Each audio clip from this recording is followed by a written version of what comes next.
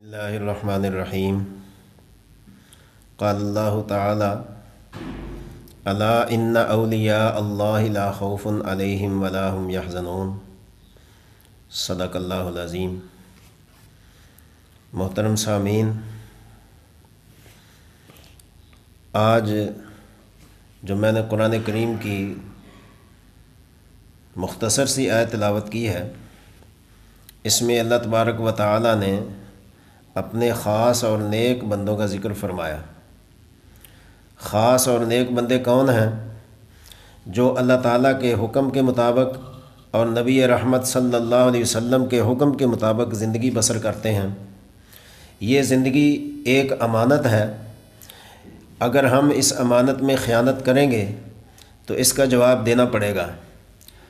जिस तरह कोई आदमी किसी के पास कोई चीज़ रखवाए या कर्ज़ दे, अगर वो उस चीज़ की रखवाली नहीं करता, उसकी हिफाजत नहीं करता, तो जिसकी चीज़ है वो पूछने का हक़ रखता है कि मेरी चीज़ को ख़राब क्यों किया, ज़ाया क्यों किया, बर्बाद क्यों किया। इसी तरह अल्लाह ताला ने हमें ज़िंदगी अता की है, तो जब हम वापस अल्लाह ताला के पास जाएंगे तो अल्लाह ताला ये पूछने का हक़ रखते हैं कि हमने ज़िंदगी को कहाँ ख़र्च किया और कहाँ गंवाया। इसी तरह अल्लाह ताला ने इस आयत मुबारका के अंदर ये ज़िक्र फरमाया कि अला ख़बरदार इन्ना औलिया अल्लाहि, कि जो मेरे नेक बंदे हैं, मेरे औलिया हैं, मेरे दोस्त हैं, उनके ऊपर दुनिया आखिरत में कोई किसी किस्म का खौफ नहीं और कोई गम नहीं। मुख्तसर मैं ये अर्ज़ कर दूँ कि इस आयत के अंदर अल्लाह ताला ने औलिया कराम और नेक बंदों का ज़िक्र फरमाया। चूँकि नेक बंदे क़यामत तक आते रहेंगे, औलिया कराम क़यामत तक आते रहेंगे।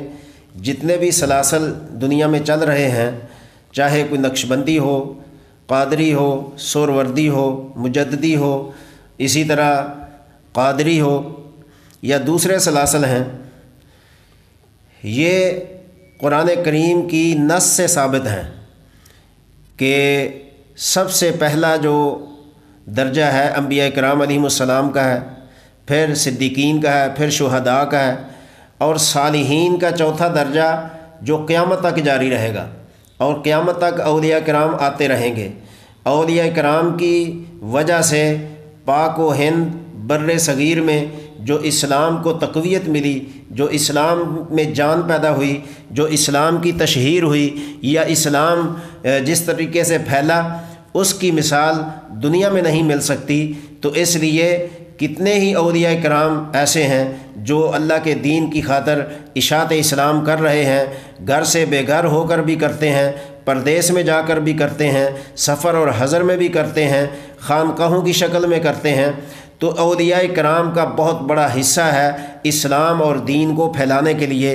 तो मैं मुख्तसर ये कि आज से हुज़ूर दाता साहब अली हजवेरी रहमतुल्लाह अलैह, जिनकी पहचान और जो पूरे मुल्क नहीं बल्कि पूरी दुनिया के अंदर जिनकी तशहीर है, और तशहीर क्यों ना हो, जो अल्लाह की खातर अपने आप को मिटा दे, जो अल्लाह की खातर अपने आप को फ़ना कर दे, तो अल्लाह ताला फिर उसके चर्चे करता है, अल्लाह ताला फिर उसकी तशहीर करता है। अल्लाह ताला अपने बंदों की मोहब्बत दूसरों के दिल में डाल देता है, हत्ता कि परिंदों में, मछलियों में, इसी तरह दरिंदों में, हर चीज़ अल्लाह ताला की उस नेक बंदे से मोहब्बत रखती है।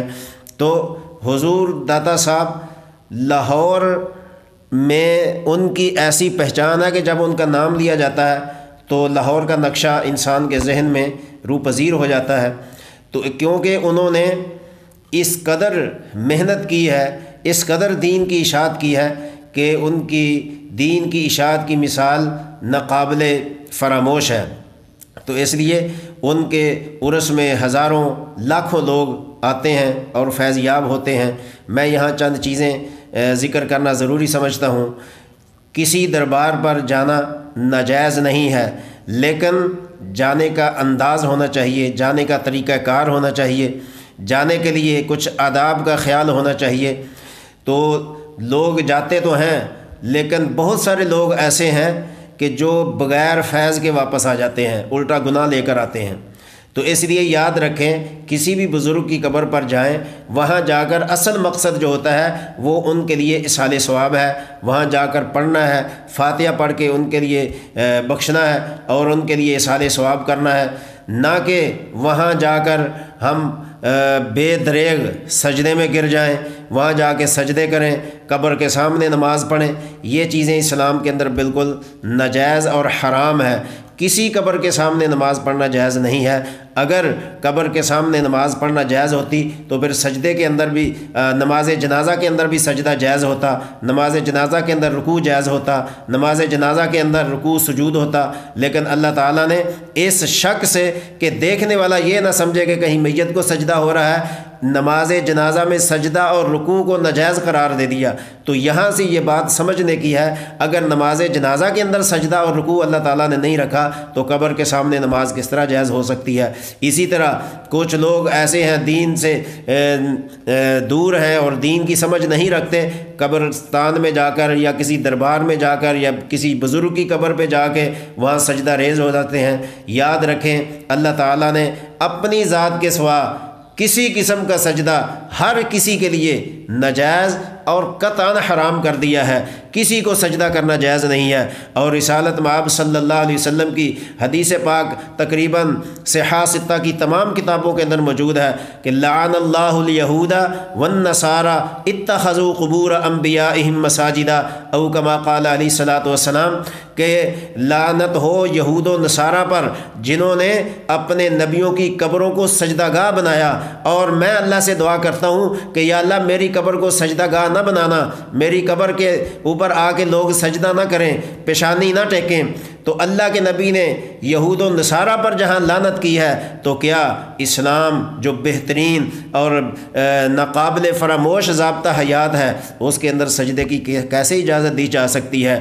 تو اس لیے فیض ان کو ملتا ہے جو شریعت کی حدود میں رہ کر کام کیا جائے۔ دوستو اس لیے میری یہ گزارش ہے، جتنے بھی عرس میں آنے جانے والے ہیں یا عرس کے بغیر درباروں پہ جاتے ہیں اور خاص کر حضور داتا صاحب رحمۃ اللہ علیہ کے دربار پہ آتے ہیں یا کسی اور دربار پہ جاتے ہیں، وہاں جا کر اسلام کے قوانین کا خیال رکھیں۔ اگر آپ نے فیض لینا ہے، اگر فیض نہیں لینا، صرف سیر سپاٹے کرنے کے لیے آتے ہیں، صرف دربار کو دیکھنے کے لیے آتے ہیں، صرف مسجد میں آرام کرنے کے لیے آتے ہیں، تو پھر آپ کا آنا، آپ کا پیسے خرچ کرنا، دور دور سے سفر کرنا اور دربار پہ آنا یہ کوئی اہمیت نہیں رکھتا، بجائے ثواب کے آپ الٹا وہ بال لے کر جا رہے ہیں۔ تو اس لیے میری یہ گزارش ہے کہ جو بزرگوں نے تعلیم دی ہے ہم اس کے مطابق عمل کریں اور اس کے مطابق زندگی بسر کریں۔ تو بزرگوں کے اقوال احوال جو انہوں نے ہمارے لیے ہدایت کا راستہ بنائے ہیں، ہمیں ان کے اوپر عمل کرنا چاہیے۔ لیکن آج کیا ہوتا ہے؟ ہوتا یہ ہے کہ اتنی دور سے سفر کر کے آتے ہیں، مال جان خرچ کرتے ہیں، پیسہ خرچ کرتے ہیں، وقت قربان کرتے ہیں، لیکن ان کو آنے کا فائدہ نہیں ہوتا، کیونکہ حدود شرع میں رہ کر وہ کام نہیں کرتے۔ تو اس لیے حضور داتا صاحب رحمۃ اللہ علیہ کی زندگی پر نظر ڈالیں، انہوں نے کس قدر مشقت، محنت اور اسلام کے لیے کیا کیا تکلیفیں برداشت کی ہیں، اور انہوں نے اپنے مریدوں کو کیا پیغام دیا ہے، اس کے اوپر جب ہم غور کریں گے تو ہمیں احساس ہوگا کہ ہم نے اگر ان سے فیض لینا ہے تو کیسی زندگی بسر کرنی چاہیے۔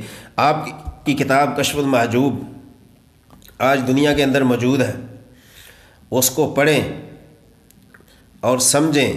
سمجھ نہیں آتی کسی مستند عالم دین سے سمجھیں کہ آپ نے اس کتاب کے اندر کیا فرمایا اور کتنے اور کیسے کیسے بزرگوں کے حالات زندگی اس میں لکھے ہیں، اور تصوف اور پیری اور مریدی کس چیز کا نام ہے، آپ کیسے حاضری دے سکتے ہیں، کیسے بزرگوں کے پاس جاتے ہیں، ان کے سامنے کیسے بیٹھتے ہیں، ان سے سوال کیسے کرتے ہیں، یہ تمام چیزیں اس کتاب کے اندر درج ہے۔ میں آپ کو آپ کی کتاب کشف المحجوب سے چھوٹا سا واقعہ سنانا چاہتا ہوں۔ کشف المحجوب کے صفحہ 498 کے اوپر درج ہے کہ ابو مسلم مروزی رحمۃ اللہ علیہ وقت کے بہت بڑے بزرگ اور حکمران گزرے ہیں، انہوں نے ایک درویش کو بغیر کسی الزام کے جیل میں ڈال دیا، اور الزام یہ لگایا کہ انہوں نے چوری کی ہے، حالانکہ انہوں نے چوری نہیں کی تھی۔ جب جیل میں ڈال دیا تو اسی رات خواب کے اندر رسول اللہ صلی اللہ علیہ وسلم تشریف لائے اور پوچھا کہ ابو مسلم، میرے ساتھی کو جیل میں ڈال دیا ہے بغیر کسی جرم کے، اور الزام بھی غلط لگایا، تو کیا وجہ ہے کہ اس کو جیل میں ڈال دیا آپ نے؟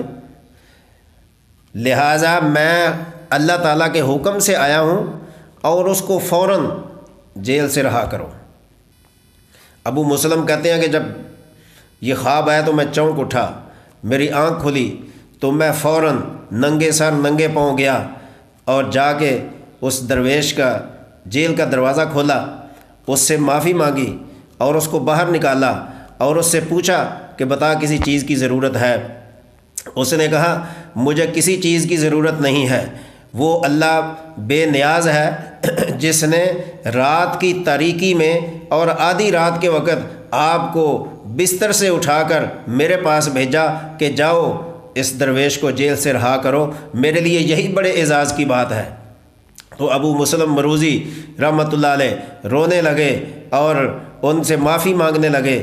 لہٰذا اسی کش مکش میں وہ درویش چلے گئے اور سبق دے گئے کہ اللہ کے جو نیک بندے ہوتے ہیں وہ کسی کے سامنے ہاتھ نہیں پھیلاتے، کیونکہ اللہ رب العالمین نے ان کو وہ کچھ دیا ہوتا ہے جو انسان کی سمجھ اور سوچ سے بھی بالا تر ہوتا ہے۔ تو اس لیے سامعین، بزرگوں کے پاس جائیے، قبرستان میں جائیں، درباروں میں جائیں، لیکن طریقہ کار کا خیال رکھیں۔ اگر آپ غلط کام کر رہے ہیں تو اس کا آپ کو کوئی ثواب نہیں ملے گا۔ یہاں پر میں اہل علم کا وہ گروہ جو دین اسلام کی طرف لوگوں کو بلاتا ہے اور اچھی بات کہتا ہے، وَمَنْ أَحْسَنُ قَوْلًا مِّمَّنْ دَعَا إِلَى اللَّهِ وَعَمِلَ صَالِحًا، اس سے بہتر کون ہو سکتا ہے جو دوسروں کو اچھی بات بتائے۔ تو یہاں میں ان کو یہ یاد دہانی کروانا چاہتا ہوں جو لوگ دوسروں کو امر بالمعروف اور نہی عن المنکر کا سبق دیتے ہیں، ان سے گزارش ہے کہ آپ درباروں پہ جا کر دیکھیں وہاں کتنے لوگ ہیں جو بے نمازی ہیں، جن کو نماز تک کا خیال نہیں، خرافات کر رہے ہیں۔ ان کو آپ اسلام کی دعوت کیوں نہیں دیتے؟ ان کو نماز کی دعوت کیوں نہیں دیتے؟ ان کے سامنے اسلام کی حقانیت کو کیوں نہیں رکھتے؟ ہو سکتا ہے کسی کے کہنے پر وہ نمازی بن جائیں، پرہیزگار بن جائیں اور وقت کے ولی بن جائیں، کتنا بڑا اجر و ثواب ہے۔ لیکن میں نے دیکھا ہے کہ بہت سارے ایسے دربار جہاں خرافات کی وہ انتہا ہوتی ہے کہ انسان کانوں کو ہاتھ لگاتا ہے، اور طرح طرح کے نشے درباروں پر ہوتے ہیں۔ ان سب کی میں مذمت کرتا ہوں، اور جو اچھے نیک بزرگوں کے دربار ہیں وہاں قرآن خوانی ہوتی ہے، اللہ کے نبی کی سنت کی اتباع ہوتی ہے، قرآن کی تلاوت ہوتی ہے، وہاں حلقہ احباب تعلیم کرتا ہے، اللہ اور اللہ کے رسول کی یاد تازہ ہوتی ہے۔ ان درباروں کو نکال کر جن درباروں پر یہ خرافات ہوتی ہیں، ان بزرگوں کا کوئی قصور نہیں ہے جن کا یہ دربار ہے، جو دنیا سے اتباع سنت کے لیے زندگی بسر کر کے چلے گئے، ان کا قصور نہیں۔ جو بعد والے وہاں بیٹھ کر خرافات کر رہے ہیں، طرح طرح کے نشے کر رہے ہیں، طرح طرح کی بدعنوانیاں کر رہے ہیں، طرح طرح کی نافرمانیاں کر رہے ہیں، ان کو اپنے گریبان میں جھانکنا چاہیے، ان کو یہ سوچنا چاہیے کہ ہم کیا کر رہے ہیں، اور اس نفرت والی باتوں سے اس دربار کو پاک اور صاف کر دینا چاہیے۔ یہاں پر مجھے وہ بات یاد آ گئی، میرے والد صاحب رحمۃ اللہ علیہ ایک دربار کے مجاور سے ملتے ہیں، وہاں بیٹھتے ہیں تھوڑی دیر کے لیے، بات چیت ہوتی ہے، ادھر سے اذان شروع ہو جاتی ہے۔ تو والد صاحب رحمۃ اللہ علیہ چونکہ نمازی پرہیزی اور نماز نہ چھوڑنے والے تھے، اور یہاں تک کہ اتباع سنت کی پوری کوشش کرتے تھے، تو جب اذان ہوئی، نماز کا وقت ہوا، تو آپ نے مجاور کو بھی نماز کی دعوت دی کہ نماز پڑھنی چاہیے۔